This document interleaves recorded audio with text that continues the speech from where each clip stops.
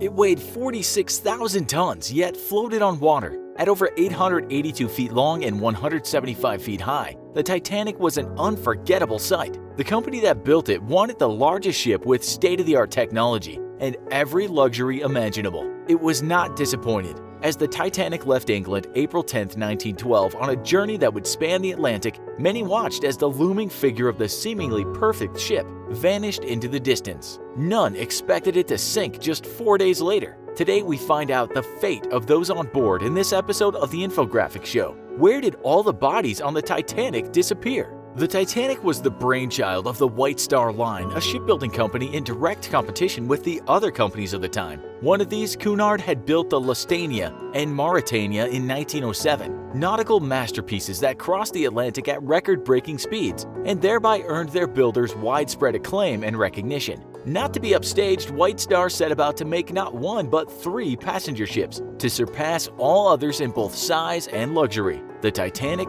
the Olympic, and the Britannic. To their credit, builders Harland and Wolff succeeded in creating what were the world's largest man-made objects that moved. However, this feat came at a cost. The quantity of materials needed for these vessels was immense. As steel and rivet supplies dwindled, they were forced to use inferior versions, held together with lower-grade plates and rivets. Many believe the Titanic was doomed from the beginning. Indeed, evidence suggests that instead of bending as high-quality steel would do, pieces of the hull shattered and rivets broke as the vessel made impact with an iceberg off the Newfoundland coast. Less than 3 hours later, it was at the bottom of the sea. Ironically, the Titanic had been dubbed unsinkable due to its believed infallible design. It not only had electronic controls and a wireless communication system, but was equipped with sealable compartments to keep it afloat. However, as the ship veered left in a failed attempt to avoid the iceberg, nearly 300 feet of holes were knocked into its right-hand side. Water flowed into 6 of the supposed watertight compartments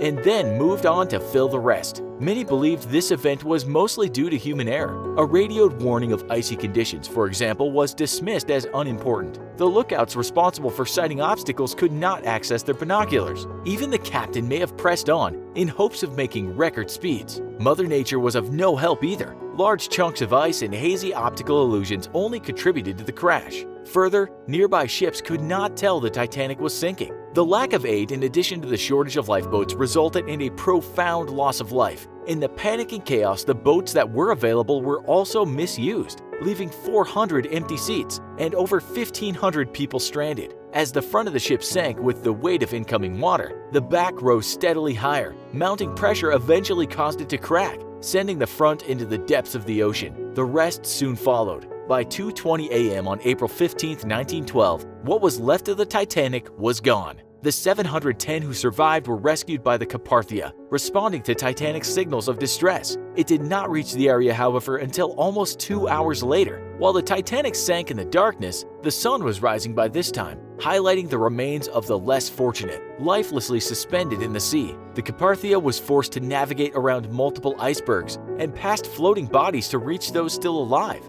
Despite its best efforts, some of those rescued later died and were buried at sea. In all, over 1,500 passengers were lost. Compounding the tragedy further was the fact that of those who perished, only 340 were found. Some believe that these low numbers were in part due to weather. There's evidence that after the Titanic sank, a huge storm swept through the area, scattering those adrift over as many as 50 miles. In this case, by the time ships came for the bodies, recovery of many was impossible. Those who still floated beside what was left of the Titanic's doors, pillows, and chairs continued to be discovered throughout April and May. Ships such as the Mackay Bennett spent days pulling out those strapped to life jackets, identifying them and tagging their bodies for return to families or for burial. Sadly, even after many were gone, some operations were unprepared for the corpses that remained. There are reports that as vessels ran out of space, bodies of third-class passengers were tossed overboard in favor of those from first. In all, while a few hundred were lifted from their watery graves, upwards of 1,000 were unaccounted for, never again to be seen.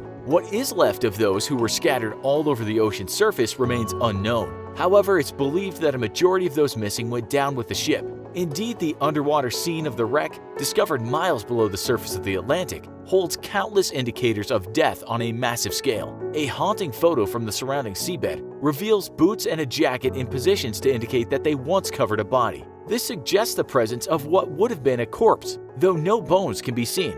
Experts explain that what was a body and then a skeleton may have long ago turned to sediment. Additional shoes littered the ocean floor, a ghostly reminder of tragedy long ago. Some who have ventured inside of what's left of the Titanic have even seen clothing in there as well. A few explorers in the area claim to have found both a ring and a finger, but they reburied these without a trace. No other such discovery has been documented. The evidence that corpses once surrounded the Titanic and rested within its outermost structure is strong. However, what is deep within the wreck is up for debate. Some believe that hundreds died inside and remain there still. If this is true, it's possible that bones and teeth, perhaps even entire bodies, lie within it. After all, in the most interior areas closed off from currents and without a supply of oxygen-rich water, bodies would be free of fish or worms. In general, decomposition halts in such isolated conditions. In fact, organic materials left in similarly cold pressurized environments without access to a current have been preserved for as long as centuries. It would seem that inside the ship and nowhere else, that recognizable remains, should any exist, could be found. Fortunately, those at rest within the Titanic will be left in peace. As an over a century-year-old wreck, the Titanic now falls under the protection of the 2001 UNESCO Convention,